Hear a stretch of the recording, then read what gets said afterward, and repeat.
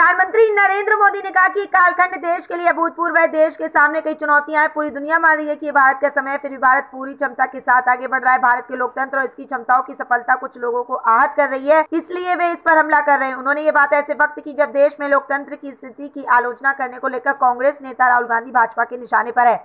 Bhajpa Britain यात्रा के दौरान राहुल गांधी की टिप्पणियों के लिए उनसे माफी की मांग कर रही है। अमित शाह ने युवाओं से कहा कि वे अपनी मातृभाषा को कभी न छोड़ें। साथ ही उन्होंने छात्रों से राष्ट्रीय शिक्षा नीति 2020 का अध्ययन करने के लिए भी कहा। उन्होंने हिंदी में बोलते हुए कहा कि मैं सभी डिग्री धारकों से कहना चाहूंगा कि अपने जीवन में कुछ भी करें, लेकिन अपनी मातृभाषा को कभी न छोड़ें। इस हीन भावना से बाहर आए कि यह आपको स्वीकृति देगा। उत्तर प्रदेश सरकार ने बिजली विभाग ने कर्मचारियों की हड़ताल के बीच संविदा पर काम करने वाले विभाग के 1332 कर्मचारियों को नौकरी से निकाल दिया। वहीं आंदोलनरत चेतावनी दी कि अगर विभाग से किसी को नौकरी से निकाला या गिरफ्तार किया जाता है तो 72 घंटे की सांकेतिक हड़ताल अनिश्चितकालीन हड़ताल में बदल जाएगी। जापान के प्रधानमंत्री फूमियो किशिदा सोमवार को नई दिल्ली की यात्रा पर आएंगे। यात्रा के दौरान उनके स्वतंत्र और खुले हिंद प्रशांत के लिए अपनी योजना का खुलासा करने और इस क्षेत्र में भारत की बढ़ती महत्वपूर्ण भूमिका पर ध्यान देने की उम्मीद है। चीन की बढ़ती हिंद प्रशांत क्षेत्र में उभरती स्थिति पर भी प्रधानमंत्री नरेंद्र मोदी और किशिदा के बीच व्यापक वार्ता में होने की संभावना है। मुख्यमंत्री कन्या विवाह निकाह योजना में धांधली की बात सामने आने के बाद राज्य की शिवराज सरकार एक्टिव मोड में आ गई है। मुख्यमंत्री शिवराज सिंह चौहान ने कहा कि वो शिकायतों से अवगत है। मैं इस सिस्टम में बदलाव कर रहा हूं क्योंकि कभी कभी दुल्हन को उपहार के रूप में देने के लिए खरीदी गई वस्तुएं घटिया गुणवत्ता की हो जाती हैं। नवविवाहित महिलाओं को उपहार के बदले चेक मिलेगा।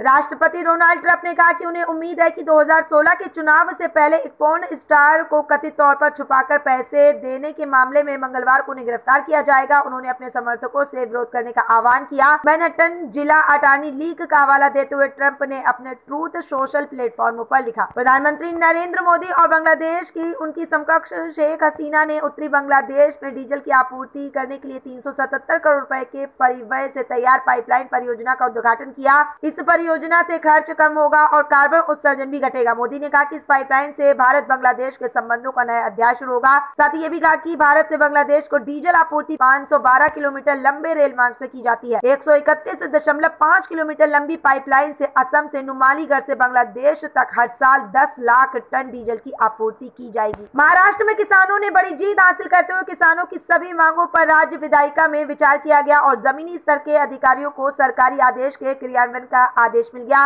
मार्च के दौरान नासिक में डिंडोरी के पास के गांव के रहने वाले 58 साल के किसान पुंडलिक अंबो यादव की मौत हो गई।